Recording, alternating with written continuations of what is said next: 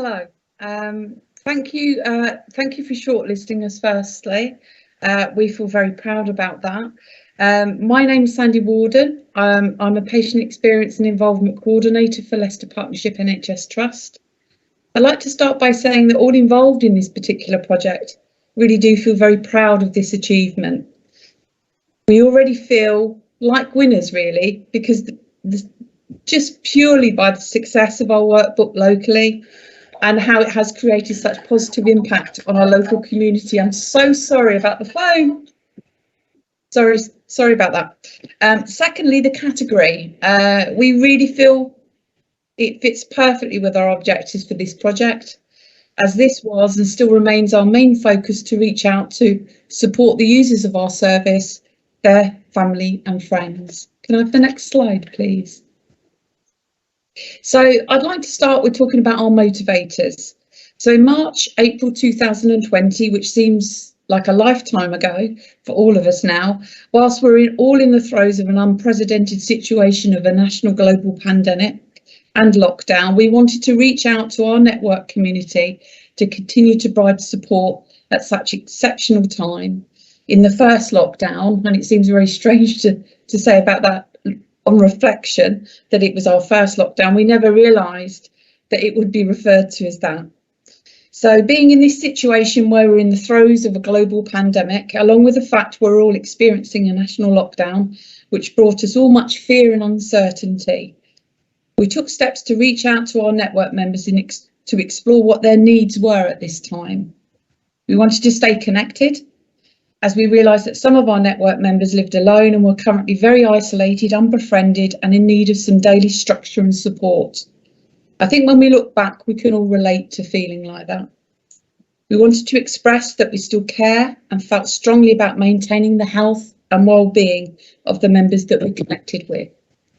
We decided to take steps to scope with our members, concentrating on their current needs, as well as incorporating the offer of support. By taking this approach, we started to form a picture that not only did our network members want to remain connected with us, but some wanted to become part of a working group to go on to co-create a mental health and wellbeing workbook. Can I have the next slide, please? So then we set about meeting virtually, which was a challenge in itself for us, our service users and our IT department, with a small group of network members on a weekly then fortnightly basis throughout May to July 2020. We worked together in partnership with the same focus and goal to help others out there in the community who are currently struggling with their mental health needs. These meetings also provided us all with emotional support in the fact that we were all checking in on each other, sharing our thoughts and feelings during such exceptional times, which in turn broke down any barriers held between staff and service user. In having this common purpose, we became more honest and open and transparent with our ideas. Creativity flowed along with our commitment to reach out to others to show that we cared. We worked at a steady pace, determined to get this resource finalised as soon as we could practically do so it could remain relevant and resourceful. Our first hurdle to climb were the images we placed in the workbook. In our naivety, we took from various sources from good old Google Images. However, we soon found out that we required permissions to use these images, and therefore we set about making a plea to members of our public that we knew, and we discovered that illustrators, as well as members of our network having graphic design experience and background, happily created some of the images and colouring pages free of charge. Success! We made it to the finalised stage. Can I have the next slide, please?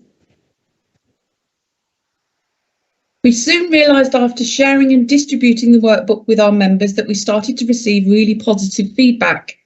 Firstly, from the people who were part of the co-creation of the workbook, and then shortly after, feedback was flooding in from local community and wider reaches of Leicester, Leicestershire and Rutland. With the feedback came suggestions of having the workbook professionally printed and more accessibility to reach out to the more diverse members of our local community. Next slide, please. We also received really positive feedback from our staff at LPT, as well as our local clinical commissioning groups, We found out that staff were taking the workbook home to share with their family and friends, which led to more demand to have the workbook professionally printed. The workbook started to pop up in other local areas too. The clinical commissioning groups input links into their webpage and start a conversation page. Regional voluntary sector organisations were asking for links to add to their web pages. Twitter and social media went mad with requests for copies and more accessibility. At LPT, the workbook was placed in our COVID-19 emotional wellbeing support page. We also placed the book in our Book of Brilliance, where we share and learn from successful projects and initiatives across the organisation. And our community mental health teams are also sharing with their service users and families again with the request to have it professionally printed. Next slide, please. By November 2020, due to such demand and considering the diverse nature of our local community, coupled together with the rising number of COVID positive cases with rising concerns of a further lockdown, we took steps to make sure this resource would be as accessible as possible to members of our local community during the Christmas period. The top 3 languages spoken at that time in Leicester, Leicestershire and Rutland were Gujarati, Polish and Punjabi. However, to ensure maximum coverage in the BAME communities, we decided to translate to Gujarati, Hindi and Urdu, as Hindi would be read by Hindi, Punjabi and some Bengali speaking communities, and Urdu would be read by Urdu, some Bengali, some Arabic and Farsi speaking communities. The cost to translate the workbook into these languages would be in the region of £3,000 plus professional printing costs of over £2,000. The second hurdle arose with lack of any involvement budget. We took steps to approach Leicester and Rutland's community mental health charity with a bid to fund both the translation and professional printing, which we won. Just before Christmas 2020, we were able to provide our mental health and wellbeing workbook in 4 different languages shared with our involvement network, LPT staff, local clinical commissioning groups, regional third sector organisations, and members of our local community. Next slide, please. So I looked at the synonym for stand out when considering our workbook. So our workbook is meaningful as it was completely co-produced with service users. It was very emotionally rewarding in providing all involved in the co-production of the workbook with a purpose and focus. It's exceptional as it was created during such exceptionally uncertain times in the first lockdown. It's notable as the feedback received from our network, LPT staff, external agencies and the wider community energised us to take further steps to increase the workbook's accessibility. And it's relevant to the climate we faced at the time and remains relevant today with the longer term effects the pandemic will have on our mental health and wellbeing. We also took away a lot of learning points from this project. Scoping. In the initial stages, we scoped the needs and wants of our service user carer network. We have now adopted this approach when looking at all new involvement projects to always start with a scoping exercise with your target audience, as this can provide essential intelligence when in the initial planning stages. To be flexible and patient in your approach, as every member of the working group has a voice which needs to be heard and understood. Be flexible in your approach to ensure you adapt the specific project to the needs and wants of the particular group you're working with. And ask, consider scoping with the public to see if they also wish to give their time and expertise, especially when they have an emotional connection to the particular project you're working on. To explore beyond a person's condition. With every new network member, we take steps to explore their needs, skills and expertise in one-to-one sessions.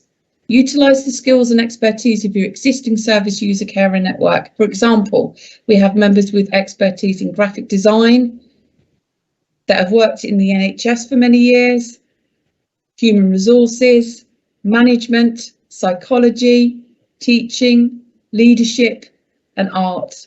The list goes on. Nothing about us without us. Always involve service users and carers and their families before producing information aimed at them. And very swiftly, next steps. Revision. We'll keep it up to date and relevant.